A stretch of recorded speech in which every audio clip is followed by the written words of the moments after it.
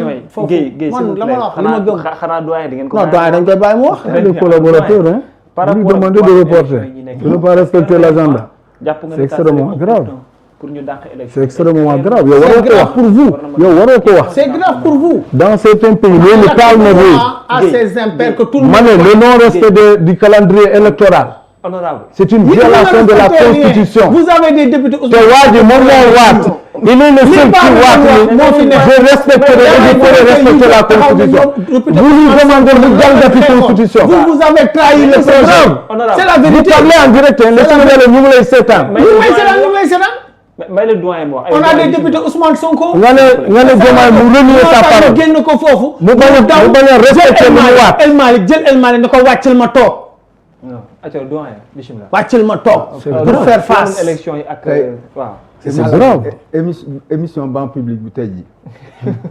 débat bi xumb na daganul parce que quand même sànq wax naa que dans mon intervention nañu dépassionner tout parce que xamoon naa ni passion dana fi daw parce qu'il faut coûte que coûte vendre un parti qui vient de naître mais qui est le premier parti du pays il paraît et jusqu'à preuve du contraire il fallait aussi faire face pour qu'on puisse considérer que ni quelque part on est au front parce que dégg naa waa ji dafa ne na gaa yëpp nekk au front il faut vendre le parti il faut le nan lañ koy wax le vulgariser du waa ji du yow Diomaye laay wax waaw loolu la Ousmane waxoon Ousmane du léegi nee na mu ngi jaay carte ne la préparer jaay carte c'est dans les deux sens et c'est désolant Ousmane a installé par la grâce de Dieu Diomaye kooku mu neex nit ñi mu naqar leen c'est comme ça que ça s'est passé yàlla mooy fal waaw le fond voilà c'est bon mais une chose am na moo di je suis pas d'accord j'ai écouté ta prise de parole j'ai écouté ta prise de parole Guèye may ko s'il vous plaît rek doyen moo xam allez-y doyen moom j'ai écouté ta prise de parole merci à la limite lenn laa ci mën retenir pour ne pas dire entre autres mooy lan patati et patata waaw selon sa conception etc quoi selon sa conception parmi les choses que j'ai retenues il y a que ni fi mu nekk on n'a pas considéré que ni le PASTEF vogue avec deux bannières la première bannière mooy le don de soi pour la patrie la deuxième bannière Bougane mën na ko revendiquer c'est gëm sa bopp la foi en soi loolu moo indi effectivement tey jii ñuy wax affaire souveraineté nag comme tu dis kenn du ko arraché mais souveraineté dafay déparer par le don de soi ak la foi en soi moo tax ñun ñu ñëw moo indi effectivement pour faire des résultats conviction boobu bu amee on ne fonctionne plus avec des réflexes de servilité pour ne pas dire de coloniser c'est-à-dire que fi mu nekk considérer que fi mu nekk sans les partenaires financiers le Sénégal ne peut pas avancer c'est déjà la première mesure qu'on prend effectivement la première conviction pour rater déjà la vocation qui va consister à aller vers mais cette vocation pas le fond on l'a essayé pendant 2 ans mais le fond le fond du problème moo di pendant 24 ans tu as subi et tu as accepté il y a eu avant Diomaye ak Ousmane Sonko il y a eu le président Wade avec ses 12 ans il y a eu Macky Sall avec ses 12 ans oui. C'est-à-dire qu'en 730 jours pour ne pas dire 1095 jours vous voulez à la limite xarab ñoo xam ne fi nekk mais la situation actuelle du pays la situation a été plus terrible parce que le Sénégal n'est jamais sorti des nuits ba Sénégal ba léegi ñu ci ay guddi yu métti et ça dure depuis 66 ans oui voilà il faut considérer que nag fu nekk il y a des parts de malhonnêteté intellectuelle acceptables politiquement mais de façon politicienne qui font que ni quelque part da nga gis dëgg gis soleil mu taxaw nga ni du moom c'est aussi simple que ça je comprends non man yow laa wax je comprends réellement tes prises de parole ak ta situation tu es en train effectivement de vouloir vendre coûte que coûte un parti boo xam ne fi nekk pour la grande majorité de ceux qui le constituent ils ont été vomis par le peuple sénégalais un 24 mars 2024. Je suis pas d'accord. Tu n'es pas obligé d'être d'accord. Je suis pas d'accord. Je fais une thèse, je ne lis pas le Coran. Mais le fond du problème moo di ni nga mën a ràññee noonu laa mën a ràññee ni nga mën a interpréter noonu laa mën a interpréter encore qu'interpréter c'est trahir une pensée. léegi sëriñu Laayeen bi nga traducteur yaa ngi koy tooñ parce que jal bi ngay wax. waaw. lan nga ci waxaat répété waat ko léegi daa xam ne da ngay tooñ li mu wax waaw mooy que bu yàlla dogalee ba teg nit ci jal dañ koy nangu gën a jal bi pour yow mii bëgg a ñëw dégg nga fekk fa voilà bëggoon nag nga répété que ma continuer. lii am su continuer ab jal du fi nekkati. voilà bëgg nga répété ma continuer. d'accord continuer bu fekkee ni jal bi dañ ko jar. ba pare wor ak fecci wóllëre war ci ami. effectivement les gens peuvent intervenir. lan mooy wor bi. ah bon xamuloo. mais doo déglu. je ne te fais pas de dessin. déglu yow tamit yow laa ko def je prends à la limite ceux qui nous écoutent góor comme jigéen au Sénégal comme dans les diasporas comme témoin parce que fi mu nekk quelque part seen intelligence nañu dawee on ne marche pas sur l'intelligence des Sénégalais bu ngeen bëggul gis naaj alors que naaj moo am du man maa leen forcer. lan mooy wor bi changer d'équipe. non mais voilà qu'il est incapable d'écouter. non vas-y. wor bi laa bëgg ñu wax moo ko allez-y. non mais écoute mooy lan. écoute quand même. changer d'équipe mooy lan. regarde à la limite l'organigramme pour ne pas dire l'équipe. oui. da nga tukki woon wala. ça vous pose wala problème man dama comment? Non, ça me pose problème. Oui. Ça ne peut pas me poser problème, ça me convainc dans la nécessité de faire de sorte que le pays change. Mais loolu la ñu tax ñu jóg. Ah bon. Ah oui, on veut faire des résultats parce que 2 ans il y a pas eu de résultats et on souffre. beneen affaire considéré naa que seen échange yéen ñaar moo di fi nekk. On est parti des fonds spéciaux et de fonds secrets ou de fonds politiques. Finalement Ousmane Sonko dootul nit xam nga lan la doon un carrefour presque incontournable. C'est-à-dire que wax bu ngeen mënti wax il faut que ngeen atterrir si moom mu mel na effectivement c'est lui l'opposant alors qu'il y a des partis d'opposition dans le pays qui devraient être les partis qui s'opposaient au président de la République. Mais loolu c'est ce qu'il veut. Non mais c'est la réalité. C'est-à-dire que c'est presque scandaleux et renversant. C'est-à-dire que fi mu nekk moom laa la wax sànq sa njëlbeen. Dans ta première prise de parole on a compris que fi mu nekk tey jii tu as une mission très grave à la limite presque. C'est pas mon premier plan. C'est une mission de pionnier moom laa la doon waxee fi mu nekk. La mission n'est pas difficile. Ce qui est difficile c'est votre conception de ne pas changer pour avancer. Parce que quand Sénégalais avaient vomi vous leur retournez leur vomi après ñu mën. On n'a pas dit retourner des vomis. Dama ne 2 ans ngi rien ne fonctionne rien ne bouge. Mais exactement c'est ce que tu disais non. C'est ça la vérité. Attendez, toi tu demandes tu dis que la souveraineté na tegu fële. Toi tu dis que la souveraineté na tegu fële. Mu xaar bu 5 ans. Non, par rapport à ça. Malheureusement toi tu sais que tu n'as plus d'arguments solides. Je comprends parce que yow tu n'as absolument rien compris du programme de Diomaye xaaral du programme de Diomaye bu muy falu souveraineté la ñu woote.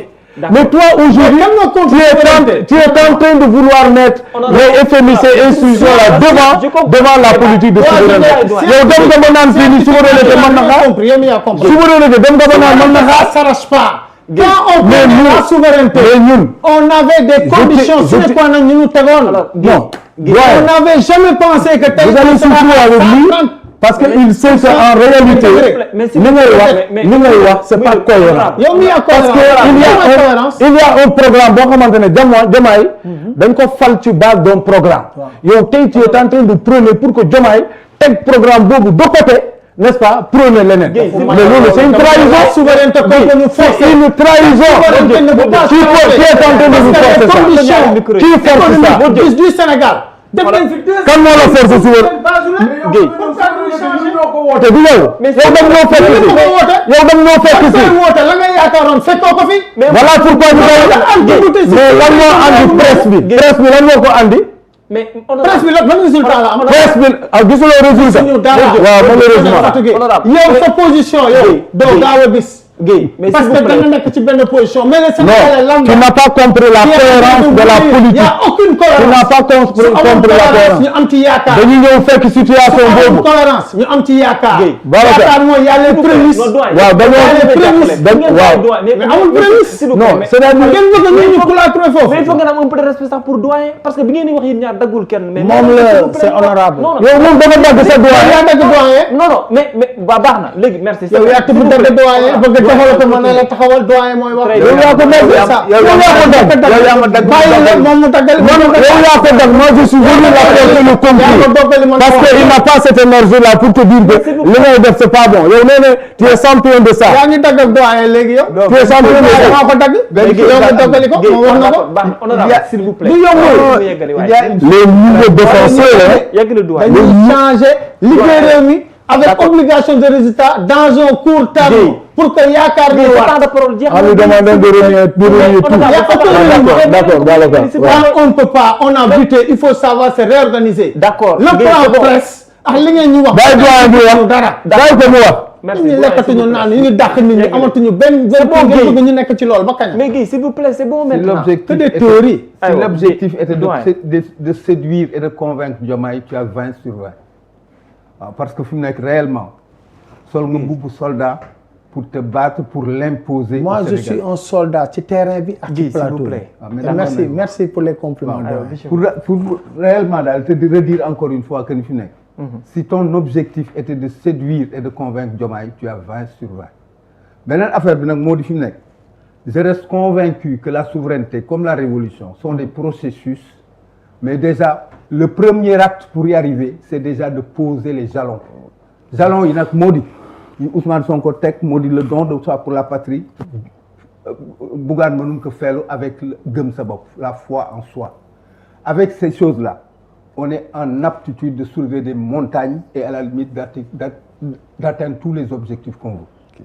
Il y a eu des pays de par le monde qui ont fonctionné et qui sont sortis de toutes les nuits sans être obligés d'être avec le FMI ou à la solde effectivement de la Banque mondiale. On est d'accord. Non, c'est-à-dire que mais le contexte non.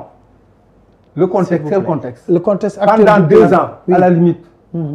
Fonds monétaire ak Banque mondiale lan lañ fi def. fu mu ñu jëmee man fu mu ñu jëmee. te pourtant fi mu nekk. ñu ngi leb rek ay salaire manqué wu fi. ñu ngi leb rek nit ñaa ngi doon fonctionner. waaw ñu ngi leb rek. daañu leb pour faire du fonctionnement. daañu leb pour une raison très simple. Une dette qu'on a tardivement connue nit ñi di jouer dette cachée ak dette odieuse ak dette dégoûtante yooyu yëpp am na fi. c'est aussi simple que ça. donc yooyu bu amee nag. Au nom de la continuité de l'État il va falloir se serrer la ceinture. Effectivement. Et continuer. Effectivement. Serrer la ceinture boobu xam nga moo indi lan tey jii c'est la Chine qui mène le monde xam nga ba Mao Tse-tung jógee lan la wax je vous appelle à une révolution processus la moo di fi mu nekk c'est à 100 ans de malheur et de souffrance pour 1000 ans de bonheur c'est-à-dire que fi mu nekk on ne peut pas faire une omelette sans casser des œufs il fallait déjà se faire violence boobu ngeen nanguwul parce que dans ce pays-là effectivement dafa amoon ñaari association yu très forte. On a fait 2 ans. benn bi sonn nañu.